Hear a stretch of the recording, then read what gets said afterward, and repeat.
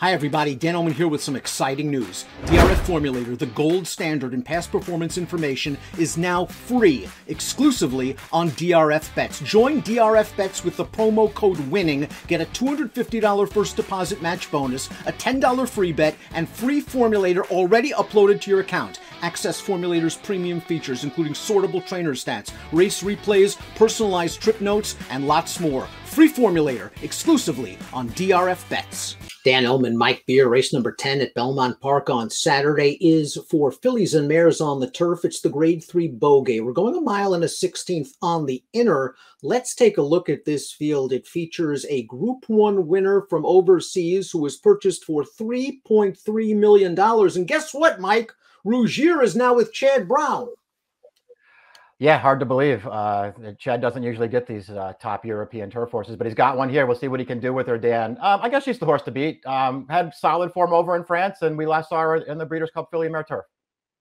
Maybe 1 mile and a 16th is a bit short for her, but I have a feeling she might end up being 1 mile and an 1/8 type filly, a race like the Diana down the road. Chad might have his eye on, but then again, he might have his eye on the Diana for 6 or 7 other fillies and mares in his barn. Let's take a look at the Timeform US pace projector for this race. I'm not expecting it to be too fast. Neither does Timeform US. Stolen Holiday, the number 3, does have early speed. Plum Ali, the great thing about her is she can be placed wherever the jock wants, and our flash drive also is tactical, but really no blazers in here. Maybe it works against Rougier, but sometimes class overcomes all.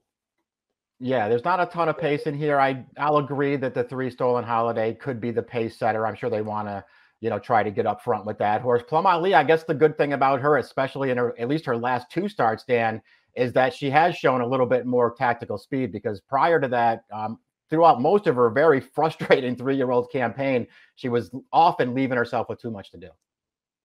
Number 1 is Rougier. This filly will be the big favorite, making her first start for Chad. She won a prestigious Group 1 race 2 starts back in France, but it must be noted that was over very heavily rain-softened ground. She likes a lot of give in the turf, and that's not what she got when she ran at Del Mar in the Breeders' Cup, and that didn't help. And what also didn't help was kind of the start and stop trip she had for the first 9 furlongs or so.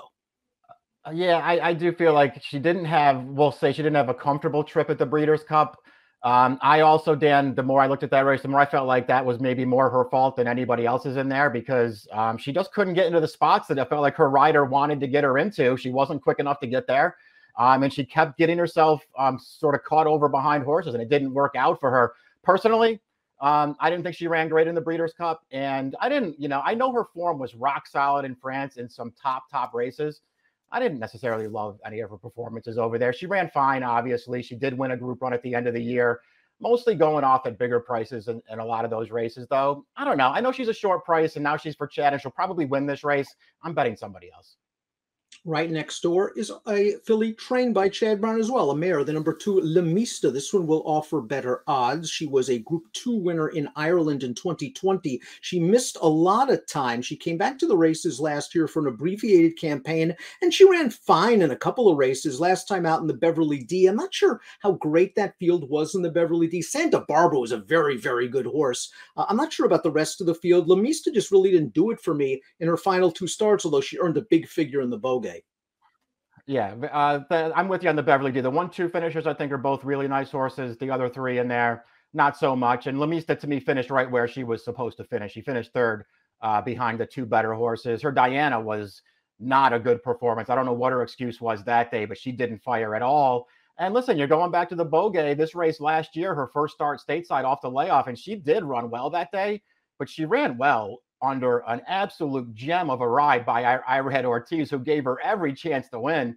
And she just couldn't get there. I guess if she runs that race back, she's a contender, though. Stolen Holiday, the number 3, lightly raced mare trained by Shug McGahee, expected to be forwardly placed. She ran second in her most recent start, the Sand Springs, down at Gulfstream Park, going 1 mile and a 16th.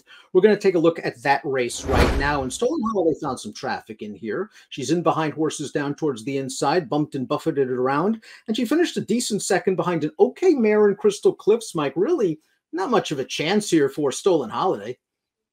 Yeah, she got unlucky in this race. I mean, it's hard to say that she was going to win because, as you mentioned, Crystal Cliffs is a pretty nice horse in her own right, and obviously she had the clean run. But it's not out of the realm to think that Stolen Holiday would have won that race, Dan, if she got any kind of a trip which she just couldn't get two back. They just put her on the lead against overmatched horses, and she walked and looked good winning that day. I've always had a little thing for this horse, Dan. I thought going back to her career debut as a 3-year-old, I thought there was a chance she was going to turn out to be pretty good, and maybe she still can. We're going to learn a lot more about her today. She steps up in class, but she has the recency advantage over several of the big hitters in here, as well as a potential pace edge. The 4 is Plum Ali, and I agreed with everything Mike said in the open. It was frustrating last year because this filly ran well in a lot of her races, just was extremely unlucky. And you look at her buyer speed figures, it seems like she's hitting a peak. You know, she's never gotten a 90. She's always there around the 80s. But I think the race is there for her, Plum Ali. And the newfound tactical speed that you mentioned, that's a boon. It really is. I think she's super dangerous in here. That's to me, a very, very enticing price on the morning line at 6-1, because based off of her 4-year-old debut last time, I know it was only a 4-horse field, but that technical analysis, that Chad Brown filly who was also in there is a really nice horse who had the jump on Plum Ali, and Plum Ali came and got her through the stretch. I think this horse could have a really, really big year this year as a 4-year-old, and I'm definitely using her in this race. Let's show the folks the race Mike was talking about, the Plenty of Race, her first start of the year back on April the 16th. And Mike's absolutely right. Technical analysis 1-2 off of a very good 2021 campaign. Plum Ali gave ground to her turning into the stretch. She's still got about 3 lengths to do. And I love the way that she dug in and got technical analysis on the wire. It looks like this filly's coming into form. And I do believe there's faster races for her, especially if she gets the right setup. Yeah, I agree with all that stuff. I think she's super dangerous in this race. I sent my picks in before I saw the morning line. That's a great price on her, I think. Runaway Rumor to me is a bit of a sleeper. I think she's always been a little bit underrated. A stakes winner at Belmont, albeit over the Widener turf course. She's been knocking on the door since. That race was in the early summer of 2021. But last time out in the Hillsborough, it was her first race of the year, and she caught another Chad Brown trade monster, Bleecker Street, who, of course, came back to win the Modesty to make it 6 for 6 with a 92 buyer speed figure. She's got a little bit of tactical speed. I think she's more of a one-run closing type. Maybe she's not of the caliber of some of the others in here, but at this price, maybe she can crack the board and make these exotics enticing. Yeah, all fair points, Dan. I looked at her the exact same way. I do think she's probably a little better when they just sort of let her sit back and make one run. But she's, at the end of the day, she's just a really underrated horse who can certainly get a piece of this if she gets the right kind of trip in here and fires her best shot. Fascinating move by trainer Tony Dutrow aboard the 6. High Opinion, going to stretch her all the way out from a 6-furlong sprint to this route. And I think that last race was just a fitness builder, wasn't it? Just a seasonal comeback. She was taken back to last. She passed a couple of tired horses in the stretch. She should be fit here, and she should be closer to the pace on the stretch out. The question is she good enough? Yeah, I guess we'll find out. I certainly feel like based on what she's done in her career so far, I do think she is good enough, Dan. She had actually a pretty good year in her own right last year as a 4-year-old. I feel like they probably made a little bit of a mistake. They tried to go 10 furlongs with her in a couple of those starts over the summer, and she just doesn't want to go that far. She didn't run terribly in those races. It's just too far for her. As soon as they cut her back, she upped her game in a big way, just missed in the Boston Spa at Saratoga last year. Going this distance. She ran really well that day. Then she got wired in her final start of the year. I'm with you. Her seasonal debut, nothing but a prep going that short. And took her back to last, let her run through the stretch, galloped out past the field. I think this is the race they were probably pointing for. Last time they went sprint to a route with her second off the layoff, she was second to 25-1 in a stakes race, and she does have some figures. 7 is Our Flash Drive, going out for Mark Cassie and Dylan Davis, second start of the form cycle. We'll watch the seasonal debut. Maybe she needed this race against Florida Breds in the Distaff Turf, where she was wired by Shifty She, who was 3-5 and was expected to win this race. Our Flash Drive, just an even performance to get up for second. She showed a little bit of potential, but mostly in Canada in 2021. Her tactical speed, I think, though, Mike, puts her in good stead in this race. And I do think she has a little bit of upside. At a price, she's a horse I would consider using, at least on the bottom of your exotics.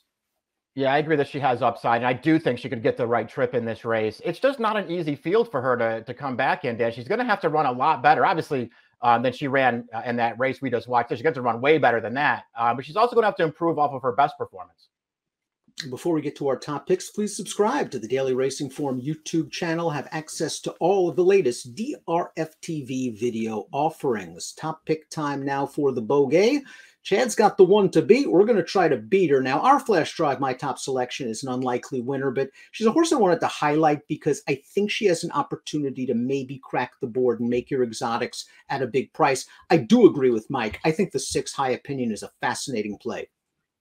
Yeah, I just feel like she's going to be a great price in this race, and I do think she classes up pretty well in here. We'll see what the 1 does. Obviously, the 1's the class of the race. I'm just not thrilled with that horse. I want to try to beat her, Dan. I was torn between the 4 and the 6. I put the 6 on top.